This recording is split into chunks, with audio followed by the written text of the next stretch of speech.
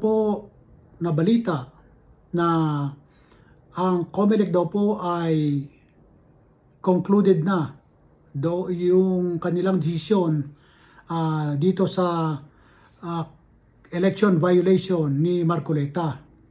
At bagamat hindi pa natin alam kung ano ang final na desisyon ng COMELEC, ay binanggit na po ni George Garcia yung argumento ni Marcoleta kung paano niya lulusutan yung tinatawag na violation. So, para po lang sa background na o kaalaman ng iba, ang violation po na ginawa or allegedly ginawa ni Marcoleta sa kanyang sa paglabag sa eleksyon ay yung pong pagtanggap ng malaking halagang pera pero hindi niya po diniklara o tinatawag na non-disclosure of his SOSE. Ano po ba yung SOSE? Yung pong statements of contributions and expenditures. So, kaya po ito naging controversial sapagkat yung pong statement of assets and liabilities na isinabmit ni Marcoleta ay nagkakahalaga lang po lamang ng 50 million.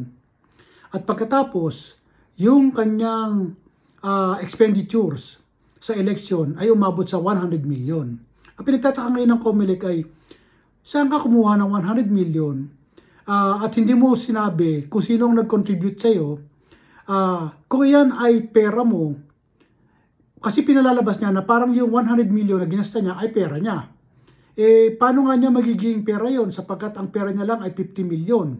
Ang nagastos niya ay 100 million. So, ibig sabihin, inubos niya lahat yung pera niya, may utang pa siyang 50 million. So, dahil dito, sinabi ng COMELEC na may nag-contribute sa'yo, pero kasi pag kasi may nag-contribute sa'yo, kailangan mong i-declare after ng eleksyon kung sino yung mga contributors mo. Hindi po na-declare si Marcoleta ng kanyang contributors. Parang pinalalabas niya na sa kanyang pera nang galing yung kanyang ginasta sa kampanya. Paano nga siyang gagastan ng 100 million ang pera niya ay 50 million. Kaya dahil dito ay na-question siya at pinatawag siya ng COMELEC. Ngayon, ang sabi ni George Garcia, ang argumento raw ni Marcoleta para malusutan yung kaso ay yung paggamit sa Penera case. Maria Joseph, sa argumento pa lang mukhang ibigay na COMELEC Penera Penera case ano po ba yung Penera? Yung pong Penera case, yun po ay kaso ni Rosalinda Penera versus COMELEC and Edgar T. Andanar ng COMELEC. Yun po kasi, nung una, ganito po kasi ang istorya niyan. Si Rosalinda Penera po ay tumakbo bilang mayor ng Surigao del Norte. Ngayon, nung siya ay tumakbo sa Surigao del Norte, pagka-file niya ng Certificate of Candidacy, ay nag-ikot na agad siya. Nangampanya na agad siya. Dahil dito, ay pagkatapos niyang mahalal, nanalo nga siya mayor, pagkatapos niyang mahalal, ay merong nagprotesta sa kanya at sinabing i-disqualify siya sapagkat for premature campaigning.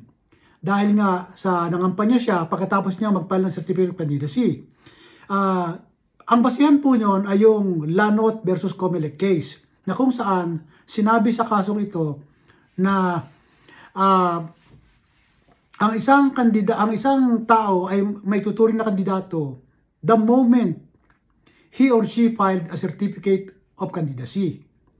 Pero po, ayon po sa Penera case, na sinulat ng kaibigan ni Marcoleta, si Justice Carpio, ayon sa Penera versus Andanar case, Penera versus COMELEC and Andanar case, pag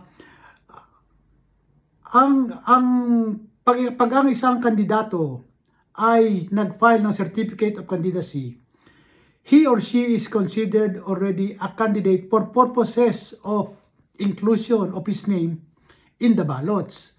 Pero hindi pa siya talaga kandidato.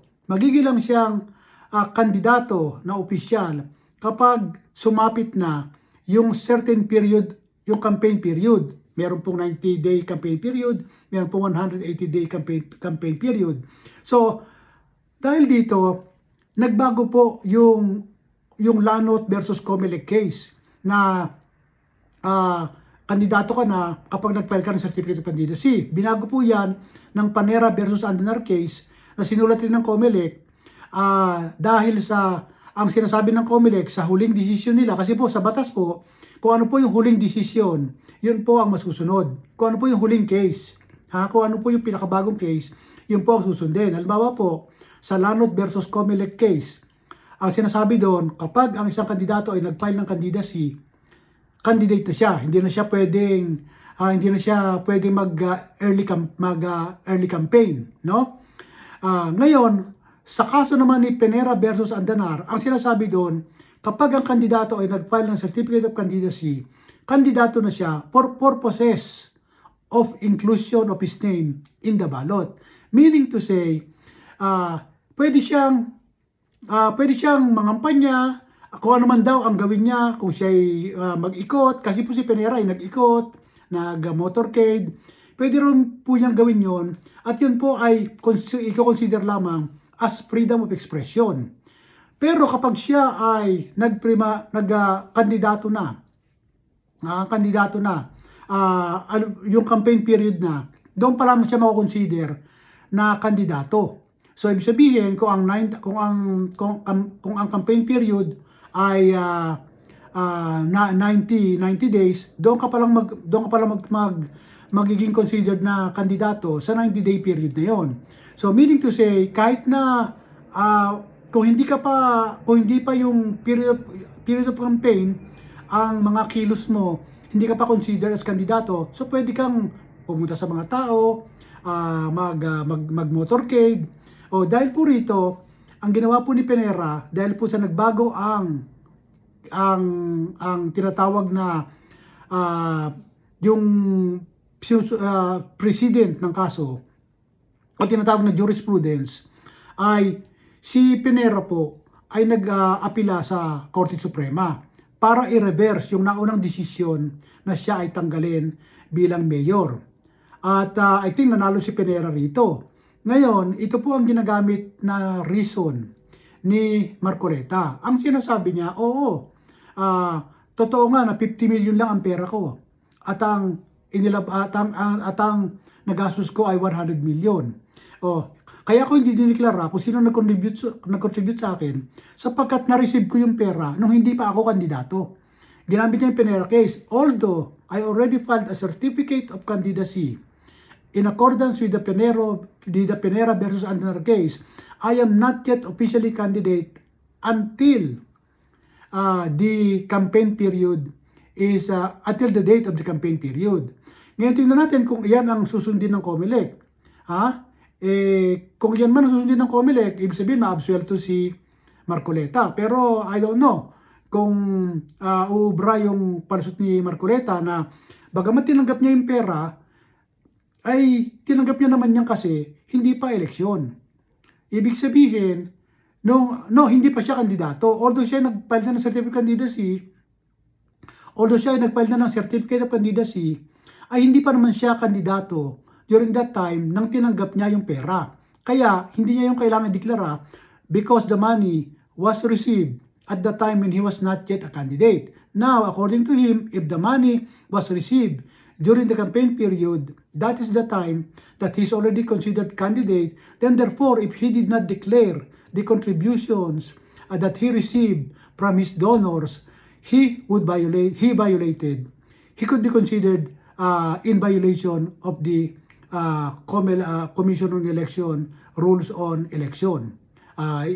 Doon po sa tinatawag nating SOSE. O yan po, tingnan natin kung tama ang kung ang argumento ni Marcoleta ay papanigan ng Comelec. Sana nga hindi paligan para tingnan natin kung talagang may buto o may ngipin itong ating batas.